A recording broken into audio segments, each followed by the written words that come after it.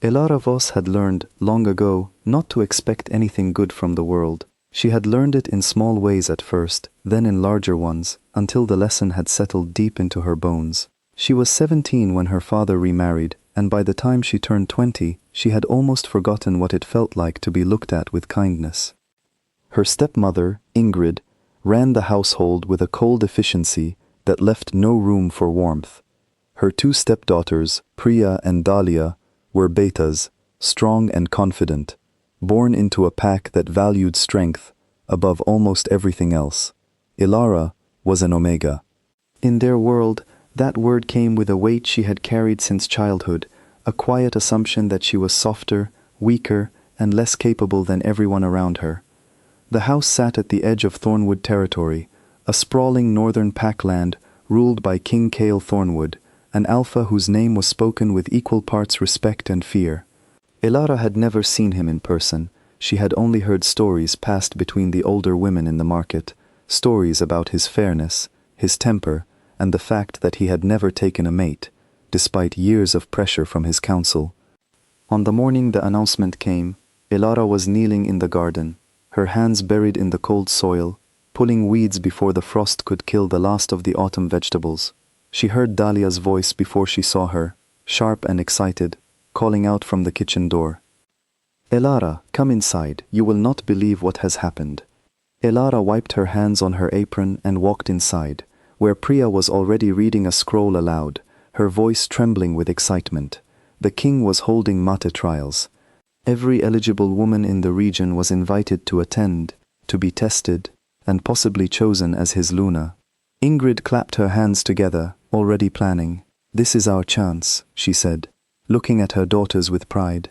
"One of you will return to this house as royalty." No one looked at Elara. No one needed to say it aloud. It was simply understood that the invitation, though addressed to every eligible woman, was not meant for someone like her. For the next 2 weeks, the house was consumed with preparation. Priya trained in the yard with a sword borrowed from a cousin, practicing forms until her arms ached. Dahlia spent hours with a seamstress, having gowns fitted and refitted, insisting on colors that would draw the king's eye. Elara continued her chores as always, waking before dawn to start the fires, tending the animals, mending clothes late into the night by candlelight. She told herself she did not mind. She told herself this so many times that some days she almost believed it. It was Marta, an old friend of her late mother, who changed things. Marta ran a small stall in the village selling herbs and remedies, and she had watched Elara grow from a laughing child into a quiet, guarded young woman. On the evening before the trials, Marta found Elara at the well, drawing water long after the sun had set. "You are not going tomorrow," Marta said. It was not quite a question. Elara shook her head. "Ingrid says an omega has no place there. She says I would only embarrass the family." Marta studied her for a long moment, her eyes soft but steady. "Your mother was an omega," she said quietly. "Did you know that? She was gentle, yes, but she was never weak. She saved my life once, during a flood, when everyone stronger than her had already run. Strength is not always loud, Elara. Sometimes it is very quiet." Elara had never heard this about her mother. She had died when Elara was small, and Ingrid had made sure that very little of her memory survived in that house. There were no portraits left on the walls, no old letters kept in a drawer, nothing that might remind the household of the woman who had come before. Elara had grown up believing her mother was simply a soft, faded memory, someone gentle and unremarkable who had slipped quietly out of the world. She had never imagined her as someone brave enough to run into danger for another person's sake. The words settled into her chest like a small flame, warm and unfamiliar, and for the first time in a long while, she felt something other than resignation. "Why are you telling me this now?" Elara asked. Marta smiled, though there was sadness behind it. "Because I think you have forgotten what you are made of," she said. "And because tomorrow, whether you go to the trials or not, I did not want you to spend one more day believing the lie this family has told you about yourself." "Go tomorrow," Marta said. "Stand at the back. Watch. You do not have to be chosen, but do not let anyone decide for you what you are capable of." The next morning, Elara rose before anyone else, dressed in a plain grey traveling cloak, and slipped out of the house before Ingrid could stop her. She walked the long road to the gathering grounds alone, arriving just as the crowds were forming near the great stone arena at the heart of Thornwood territory. The scale of it stunned her. Hundreds of women stood in rows, dressed in fine gowns and polished armor, their families crowded behind them, calling out encouragement. Banners bearing the Thornwood crest snapped in the wind. At the front of it all, on a raised platform, sat King Cale Thornwood. Even from a distance, Elara could feel the weight of his presence. He was tall, dark-haired, with the kind of stillness that suggested enormous strength held carefully in check. He did not smile as he watched the crowd. He watched them the way a man watches something he has grown tired of, something he has seen too many times before.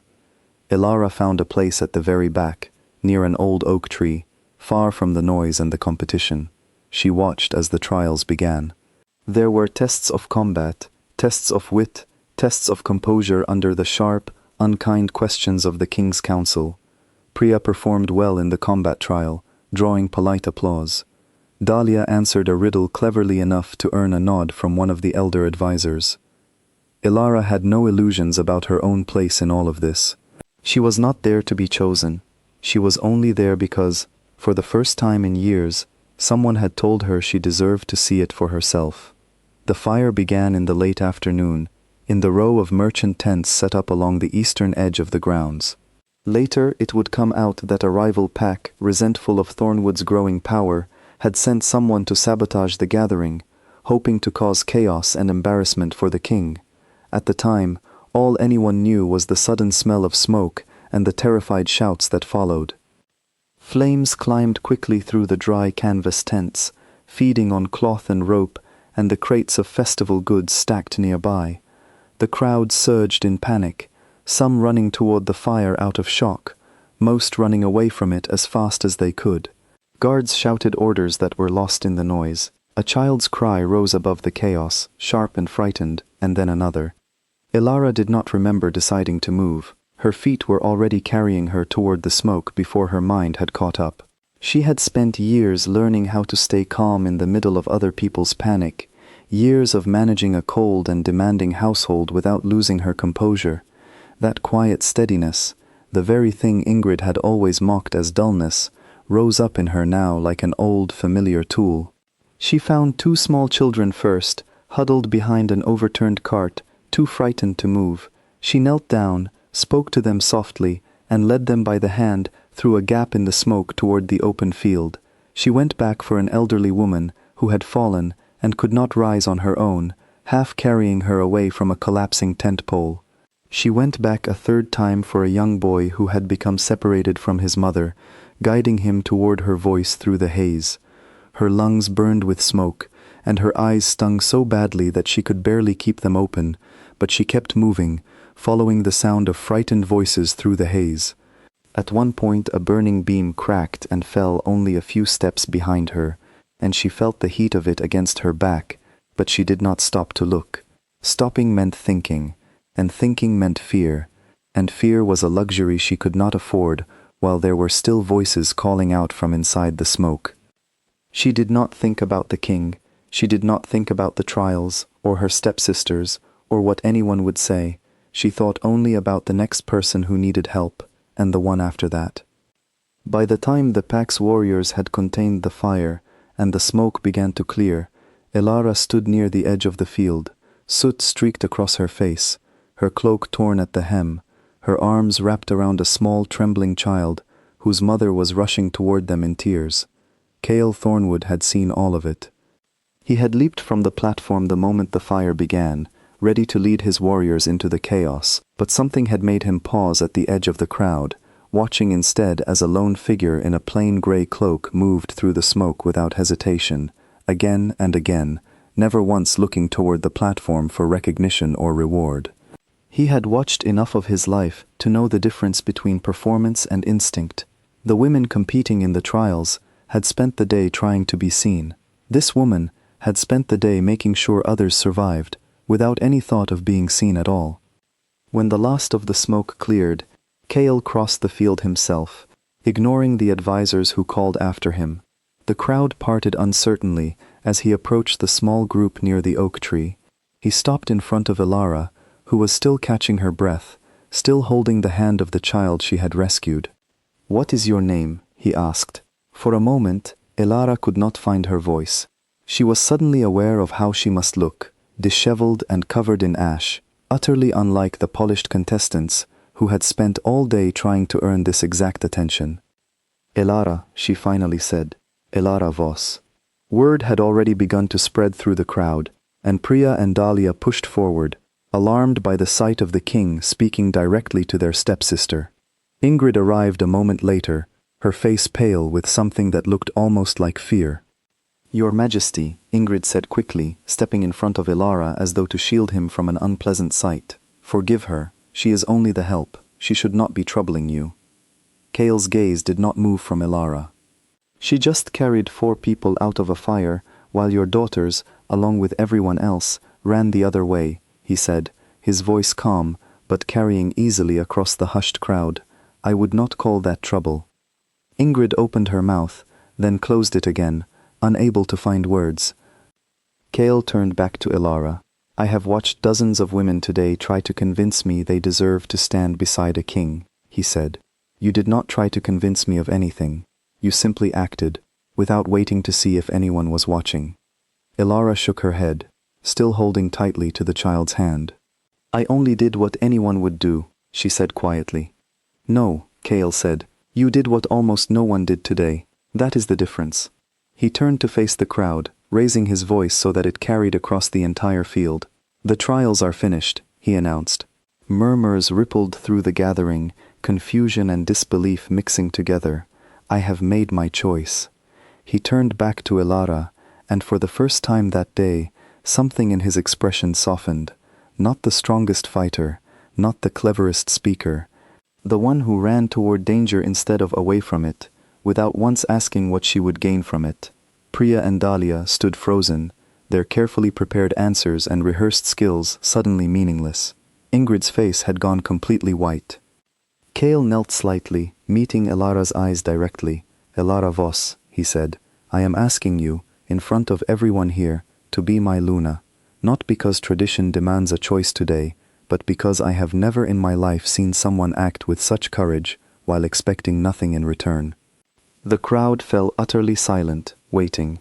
Elara looked at the child still holding her hand, then at the mother, who had finally reached them, tears streaming down her face with gratitude. She looked past them at Priya and Dahlia, at Ingrid, at the years of quiet dismissal that had told her, over and over, that she was less than everyone around her. And then she looked at Kale, at the steady honesty in his eyes, and found that she believed him. "Yes," she said, her voice growing stronger with each word. "I will." A cheer rose from the crowd, uncertain at first, then growing louder as words spread outward through the gathered pack. Kale took her hand gently, careful of the small burns along her fingers, and led her toward the platform, where the ceremony would be completed before the sun set. As they walked, Elara passed close by her stepsisters, who stood in stunned silence, unable to meet her eyes. She felt no anger toward them in that moment, only a quiet, settled peace. Their opinions of her, once so heavy and constant, suddenly weighed nothing at all.